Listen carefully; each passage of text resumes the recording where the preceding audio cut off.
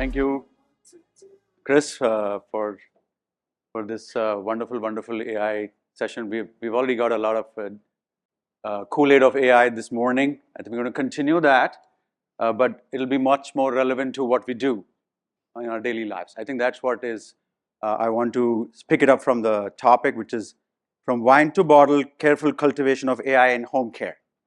So the wine is not the bottle of wine, but the wine that we see here. I think Chris kind of designed this based on this session. I don't know. So it's like, what does this wine symbolizes? If you think about it, it symbolizes various interconnected ideas like life, growth, abundance, spiritual connection, and perseverance. And you see that how it's relevant to AI as well, where we had a wine blending event yesterday, and we had this Merlot Cab, Malbec Petit Verdot, and we won the best wine blenders for the group, the door number one. Give it up for that. Yeah. So it is something that's the wine and being Napa. I mean, it's so much relevant here. So picking up that theme, I want to first start the introduction of the esteemed panel here with me. Rexanne Domico next to me, President and CEO of Interim Healthcare since Jan 2025. After briefly serving as President and COO, she brings extensive healthcare operations experience that equips her to drive growth, innovation, operational excellence in her leadership role. Give it up for Rexanne. Interim census of 200,000 plus. I've got some numbers, just correct me. Estimated home care revenue 1.6 billion. They operate in all 50 states and all service lines. Next, we have David Jackson, Choice at Home, founded in 2007 by the man himself, licensed physical therapist. At the heart of his decision to start a business was his grandfather's struggle with Lou Gehrig's disease during his childhood. He was and continues to be forever grateful to the nurses, therapists, aides, and other healthcare providers that touched his family during that time. So give it up for David. Self-made man, Choice has a census of 8,000 in 2025. Home care revenue about close to 300 mil, and operating in 6 of 7 states and trying to expand further. Next, we have Tarrah Lowry, the Chief Operating Officer at Empath Health, a pioneer in hospice, largest nonprofit hospice and home health agency out of Florida. Census of 15,600 million, spearheading operational excellence and strategic initiatives across the organization. With a strong background in healthcare leadership, Tarrah assumes the role of interim president of TrustBridge following his affiliation from Empath in April 2024. Welcome, Tarrah. Thank you. Give it up for Tarrah. Let me just put some stats in front of you. That's where this AI discussion becomes more relevant to what we do. We see that the market cap for home care is about 300 billion right now in home health, hospice, personal care therapy, and DME services. It is expected to expand to 350 billion to 600 billion by 2031. Almost double, with a compounded annual growth of 10%. The demographic shift is age 65 and older is supposed to increase from 17%, which is about 60 million, to about 82 million by 2040.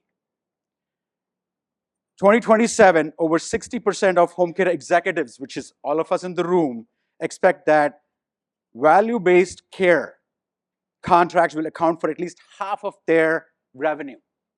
VBC is coming, and coming fast. 70% of the HCIF provider attendees put top initiative as AI program or AI integration. All of you guys already put that in your initiative. Clinicians spend 40% of their time in EHR and documentation, right? So I'm going to tell you a small story before I start with you guys. I was flying in from Houston, and I saw that we missed our flight because of the Real ID and some backups that are happening on Sunday. And there was a lady on the phone crying because she missed her mother's funeral. She was probably in her 60s, and she wanted to pick the next flight. And she couldn't make to her own mother's funeral because of the missed flight. I wish there was some predictability of end of life, is what we are getting into, right? And that's where we're thinking we can make a difference in these lives that are caring for their parents or seniors. So with that, I want to start with the first question with Rexanne. Is AI all about LLMs and AI models and Gemini, ChatGPT, RPA, agentic AI? No. We don't want to hear those terms anymore. We want to hear outcomes. So there are three key personas in home care: the patients that we serve, the clinicians, caregivers, and then the agency back office staff. So is the fourth persona now, Rexanne, the AI agent, which is going to help us moving forward? Do you think it's going to make a big impact, and why? I certainly think it's going to make an impact. I think all of us are at different stages on this journey as to like how we're integrating AI, how we're thinking about it, how we intend to use it going forward.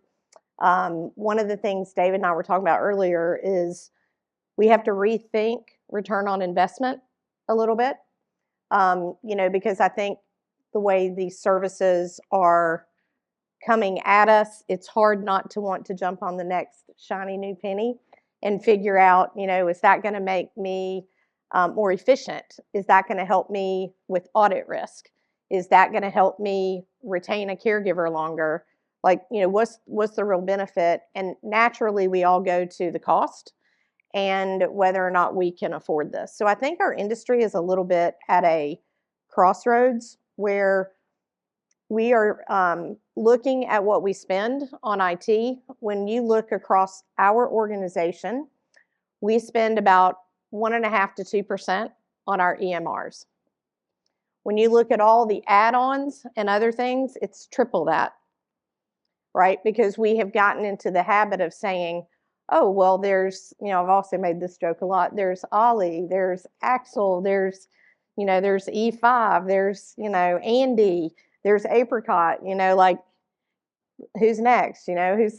Who's gonna, is Serena coming? Like, where are we? And I hope they all evolve. And I hope that we're able to take all of these and start to use them in a very, very effective way. So we have to rethink a little bit what we're buying, how we're integrating it into our organization, and how we want to get there. I think the speaker this morning helped us with that.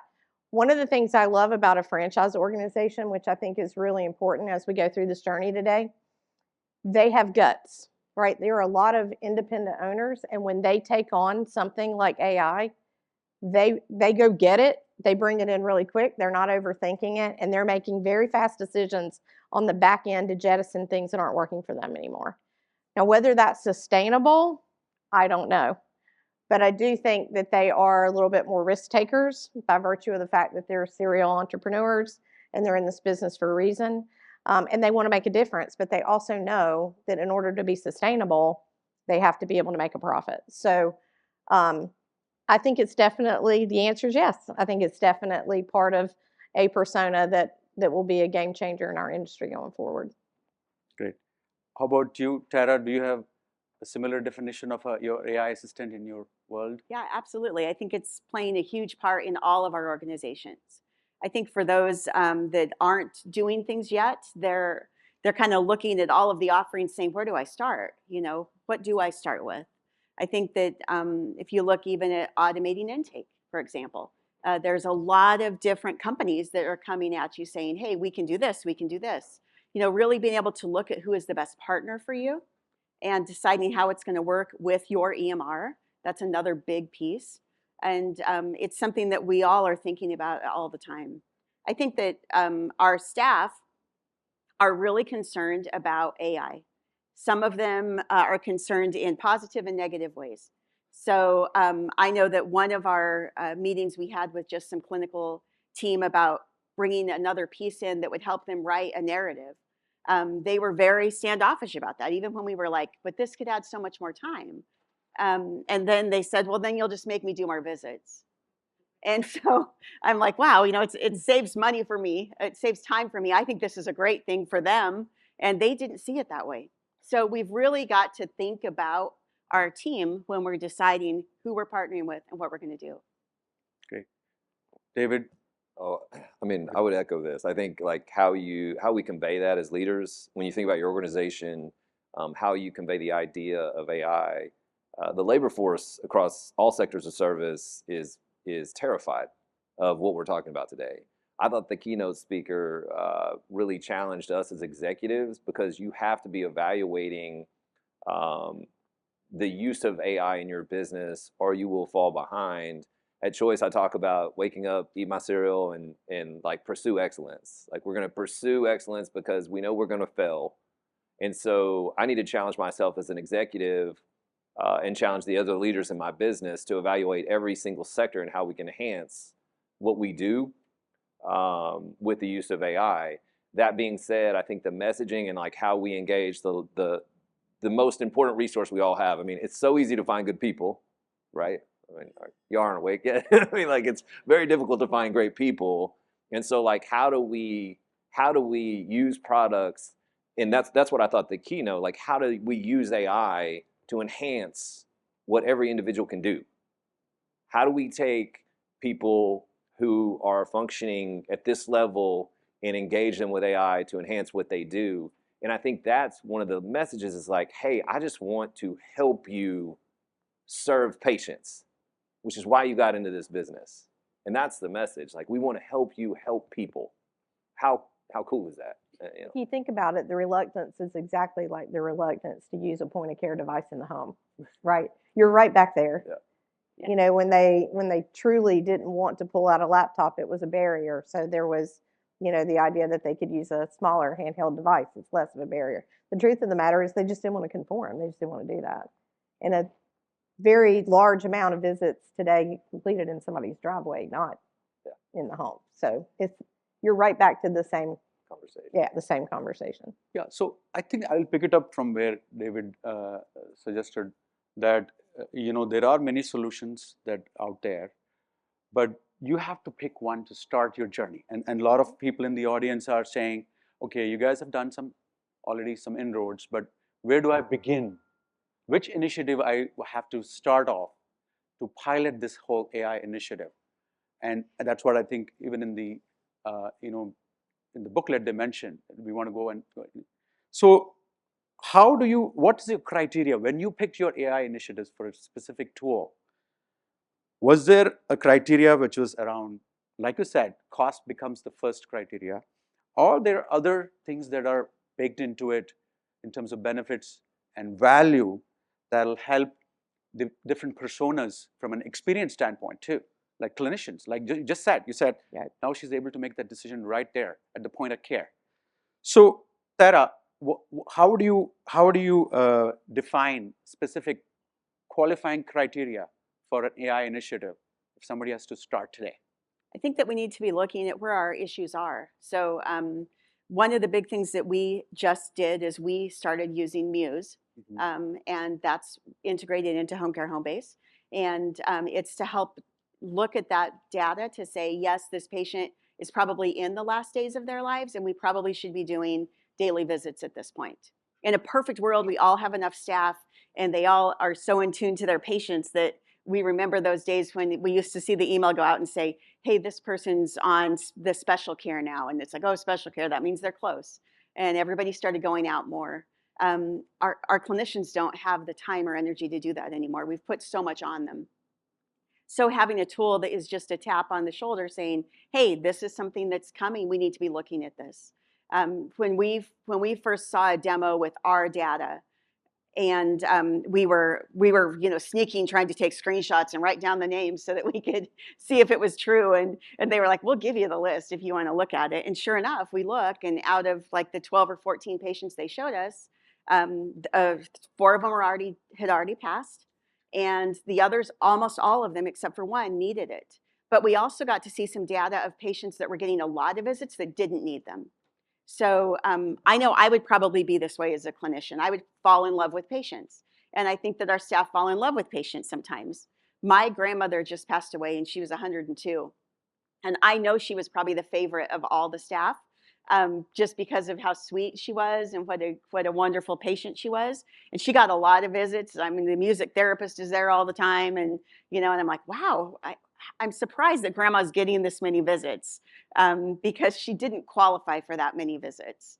So if I was running the organization that was taking care of her, I would say she probably got more visits than what she needed, which probably took the clinicians away from patients that needed their visits. So having a tool that can help and look at that information and share it back with us is huge. And it's huge to quality. And we're all wanting to give quality care. Yeah, I think that's a very good point, because if I have to classify criteria for AI initiative into 4 areas of analytics that I want the field or the clinicians to. One is descriptive, second is diagnostic, third is prescriptive, third is predictive, and fourth is prescriptive. So you hit all 4 of them, right? So the EMR technically has all the data in terms of the information about description. It can also talk about the history of the patient in terms of what diagnosis that the patient went through. But what we are struggling with is the predictability of the future of the patient in terms of the care cycles, and also prescriptively providing the care that in terms of translating to visits. So Rexanne, is that something that you also took into account when it comes to your AI initiative, or is it something different? Yeah, I think Tarrah started with kind of looking at your pain points, right? So I think that's the beginning, and we're all probably going to approach that from a different lens. Some of the pain points can be, we've been audited a lot on something, and we're not really sure why we keep popping off, in this particular area, and there are paybacks. So it could be that. It could be a real efficiency issue. It could be just any number of things, but how long it's taking is speed to care is important to you. How long is it taking to get that referral through the system and then get somebody assigned to get things in motion? We were talking last night about routing and scheduling. Mm-hmm. And I said, it's interesting, like if we worked for UPS or FedEx, everything we did would be about routing and scheduling, but we don't, because we have so many other things that we have to figure out and deal with in order to take care of a patient. We're really not that good at routing and scheduling, right? So I think there are tons of opportunities in our industry to pick up efficiency and get better. But I also feel like, might be a little controversial, we have to put some pressure on our EMRs to help us here, because we are not getting and are not going to get the kind of reimbursement that the industry really deserves. Hopefully, it's never over that we're pushing on reimbursement improvements, but there's only so many dollars that you can spend. You can't chase every opportunity that you would like to chase, in our businesses today. So our EMRs today, I think, are also trying to figure this out, but we have been slow to innovate from an IT perspective. And what has happened is you've got these hubs of really talented EMR folks, and then you've got these spokes of all these AI companies that are popping up around them, and they're starting to figure out, how they converge. Or we're standing back going, well, where is that one going? And, where is this one going? Or are you exclusive with that EMR? Today it's a sea of confusion to some degree, and also kind of a sea of sameness in other ways. So I know personally we're really looking for people to step up at this EMR level and help us figure some of this out.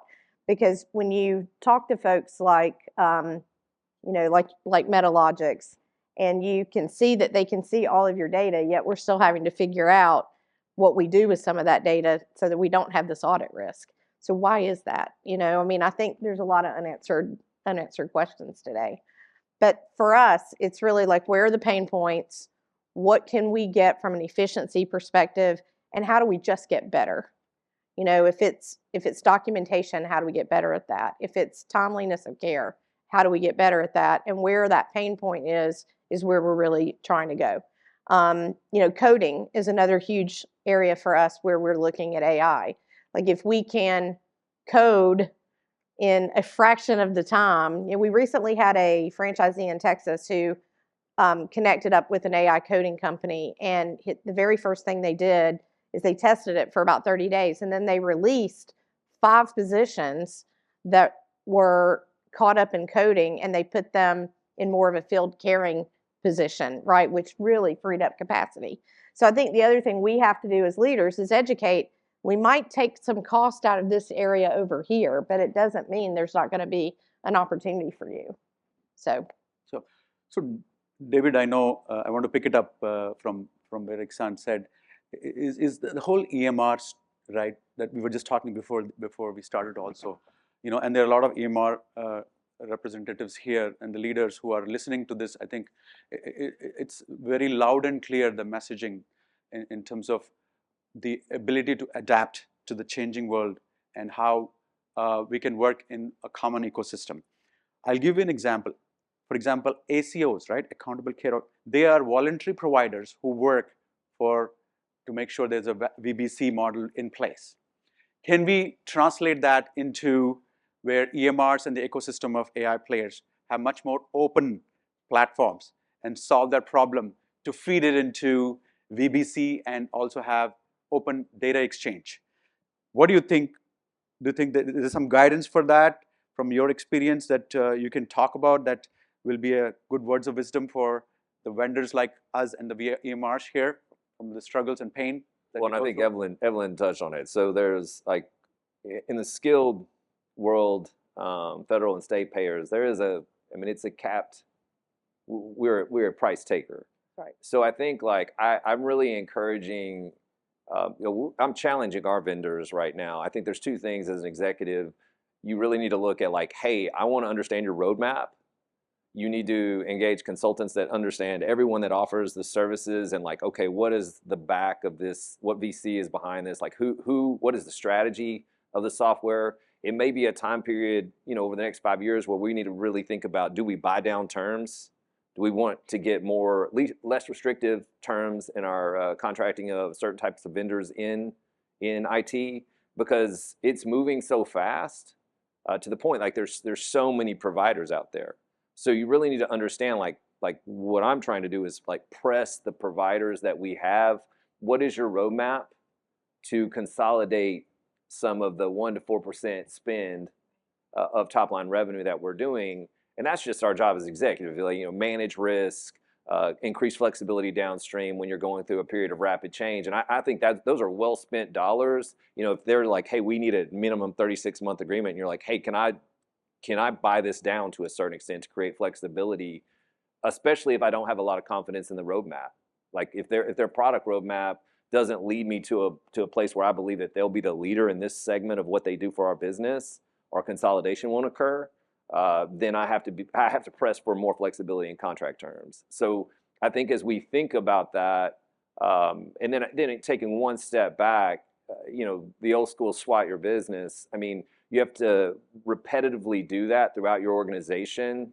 And so, you know, again, going back to labor resources, skilled nursing staff is a throttle on growth of business inside of skilled healthcare right now. I mean, that's just skilled home health, hospice, your labor lever is going to be your RN case manager. So how do we better enable them? And so we're like seeking products in that sector specifically to make their life better. And that's kind of a step back away from what I just talked about, which is more like ROI. Yeah. And this is investment on my staff. Investment for my staff to make their life better can make you an employer of choice. And I think that's two different ways to look at ROI. But definitely, I think as executives, we have to like challenge the terms of the agreements we're entering into right now. We have to really press on roadmap. And then we have to evaluate whether there's some upfront spend we'd be willing to do for infrastructure to give us greater flexibility as things start to change. Sure. Tarrah, you have a similar challenge in terms of... I agree with everything you said, yeah. Yeah. So I think it's a common theme now, probably because I've had personal conversations around that too. So that ecosystem of EMR and the other point solution AI vendors have to figure out this for you guys so that there is... Rexanne, you have initial thoughts, please chime in. But it is loud and clear because with the demand of the patient population that's going to go up to serve that population in the next decade or so, you need that flexibility to onboard additional service lines for the agencies, right, onboard additional territories, and everybody has a piece of the pie here.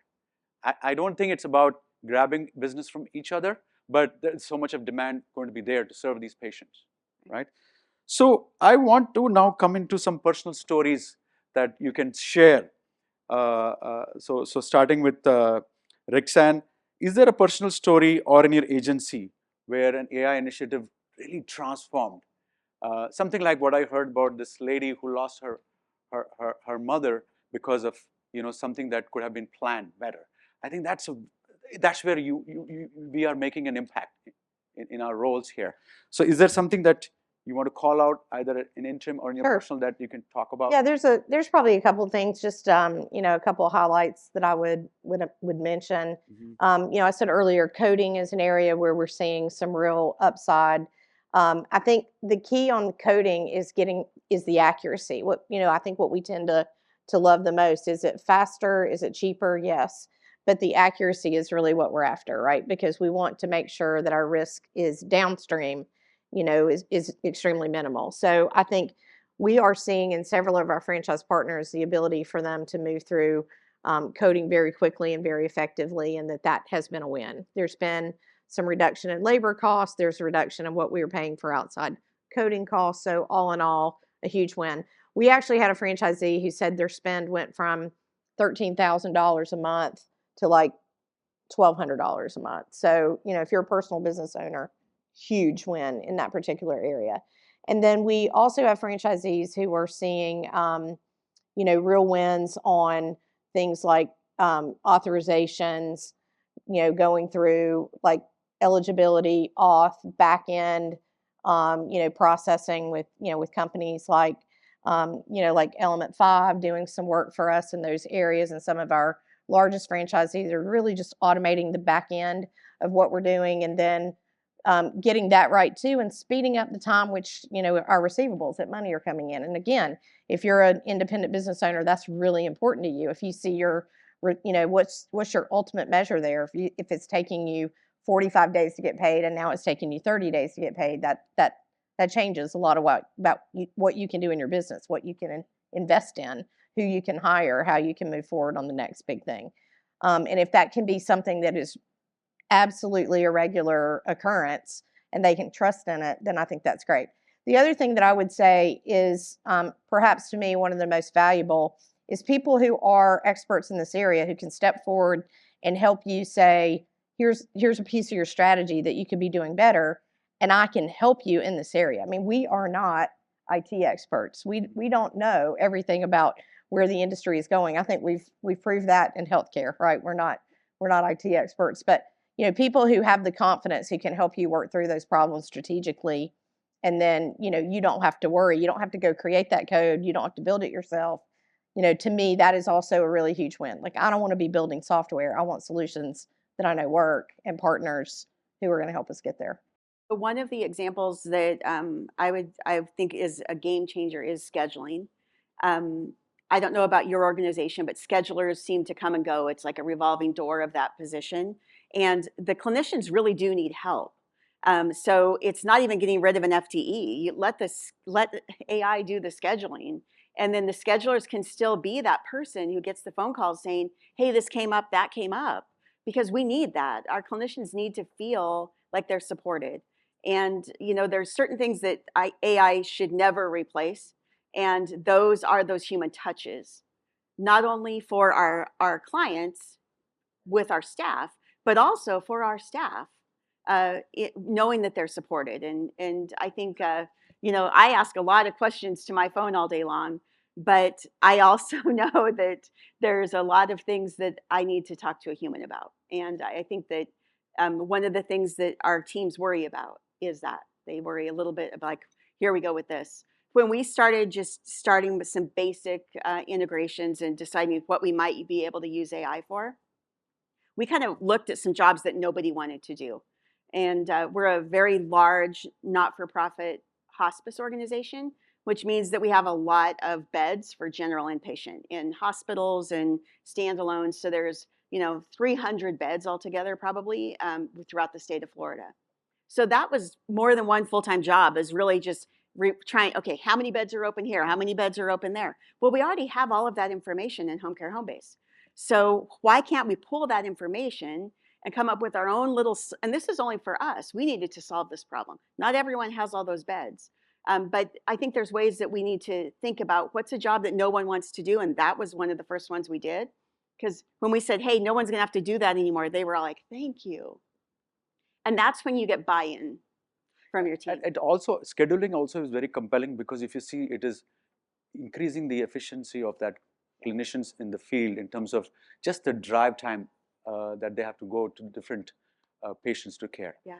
David, you want to extend that thought in terms of any personal stories or examples? Yeah, no, I think Muse has already had a shout out, so I won't talk about Muse today, but I think so this is just a clinical story, and it's subjective to a large extent, but I talk about the ROI, and we've talked about efficiencies, a lot of conversation about efficiencies or redundant tasks here, but so your lapels, or your, what do you call this, lanyards?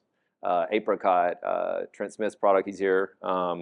We had a nurse in a market where we're under pretty extreme nursing stress. So very stressed labor market, fast growth. Backup call nurse goes down. Nurse lands 9 starter cares in one Saturday, a dusk till dawn day. And she called the corporate office to talk about the Apricot product, because she was not to complain about the 9 starts, which I would literally, that's like a resignation type of day for a lot of RNs, So she was calling, and she was so excited because it was Sunday morning and her documentation was done. 9 starter cares, you would have had to bench an RN for a week after a day like that just to keep them. So that's a subjective on an ROI on a product that's about the people part, not so much about the efficiencies. It's like that's a lot of starter cares, but I think it was really exciting for me to see someone get, like, this changed my weekend, like changed what I was able to do with my kids on Sunday, because if not, I would have been buried. And so I think those type of things, I'm excited to see the product and, talking about roadmap, like how that moves forward. But I think in combination with some of the predictive analytics and enhancing care, those are the things that get me excited as a clinician, is just the ability to navigate something as complicated as an OASIS and finish, because we have the coolest job, like going into the home, taking care of people in a one-on-one environment. Our documentation is tedious. Hospice, home health, the scheduling and routing, everything they have to get goes into those businesses is tedious. The documentation is what can make it really, like, it makes nurses walk away from the career in our sector. And so if we can enhance that, it gets me excited as a clinician. Yeah, so all these examples, if you see here, I think they're very relevant, but it brings about a change in terms of behavior and also disruption. So how do you manage that transition from a current state to the new state where either automation AI is kicked in, and gain the trust of the persona that's going to use the solution? You're not going to use it yourself. It's going to be either back office staff or the clinician in the field, or even the patient sometimes. So I'll start with you, Rexanne, right? How are you managing change? And I know you talked about pilots, and some locations have a different flavor versus the other. So that's very interesting dynamics, because at the end of the day, these are all, in the inception stage. If they have to really give that long-term benefit in terms of ROI and value, they have to be running for years together. Like the ketchup example, right? Once it made the switch, nobody wants to go to the bottle now. So people are used to that new way of doing things. That's disruptive. So to enable that disruption, you have to enable the change too. So how are you managing that, and how is that helping? I think we're just at the front end of some of that, and probably figuring that out in a lot of ways. Today, I think there's a certain amount of excitement around what can we do with this.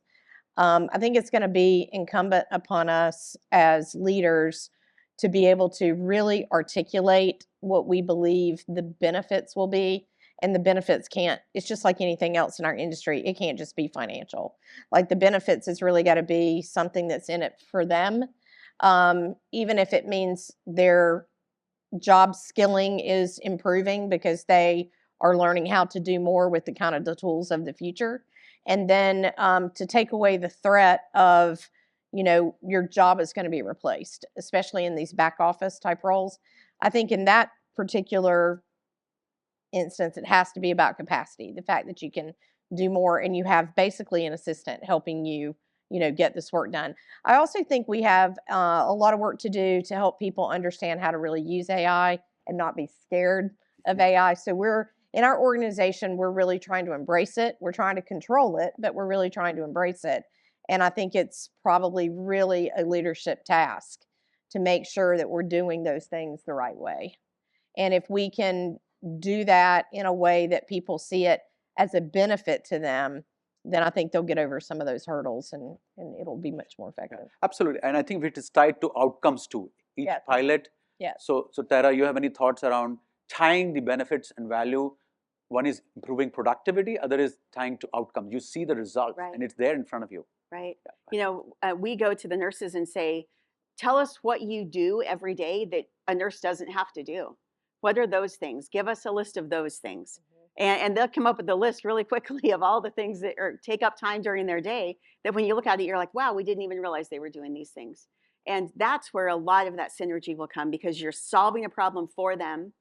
And you're actually getting a whole lot better work out of everyone in the organization, just looking at, wow, why were we having these people do this? It didn't even make any sense. It's not something that probably got stuck with them 4 years ago. And, one of them started doing it and they trained them. And, we all have those things in our organizations. And really over communicating. I can't stress that enough of just over communicating with our teams. No one wants anyone to lose their job. Yep. And even if it's not the nurse doesn't want the scheduler to lose their job.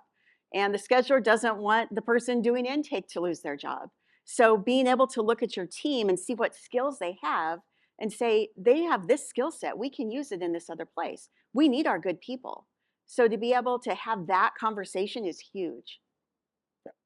David, any additional tips or? No, I think really focus around the why, like again, eating your cereal, think about how you're going to pursue excellence.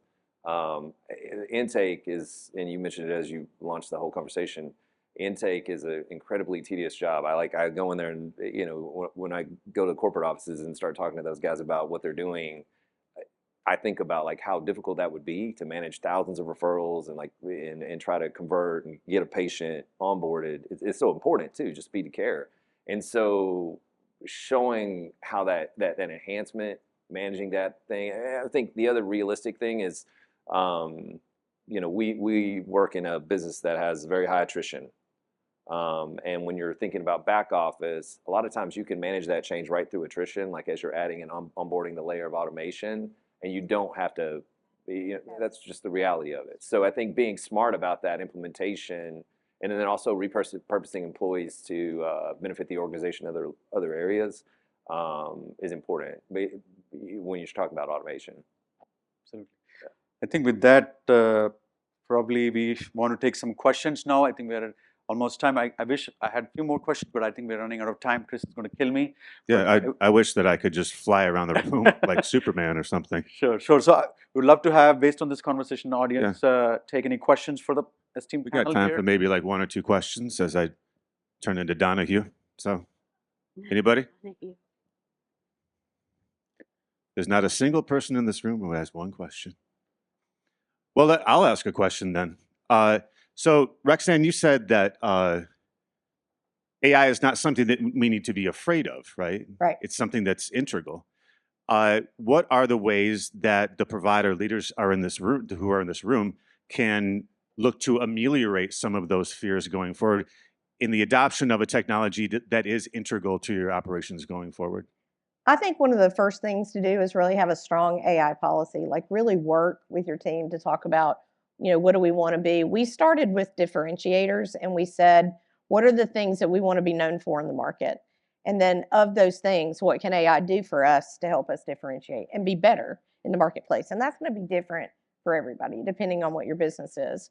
So, we're encouraging employees to get involved with AI and to learn how to use it better. And we've determined as an organization what we want to promote and what we want to, try to use that we feel works best for us. something, the security pieces around it are really important. So I think rather than say, don't use Chat GPT, what are you going to use? For us, we made the decision that we're really going to focus on Copilot for now because it's part of what's inside of our Microsoft Office suite, and it feels a little more secure to us. And then, what are the other things? I had one of our IT people say, I see you're using Grammarly. I'm like, how do you know I'm doing that? And they're like, well, I'm like, okay, so they are looking at what people are doing.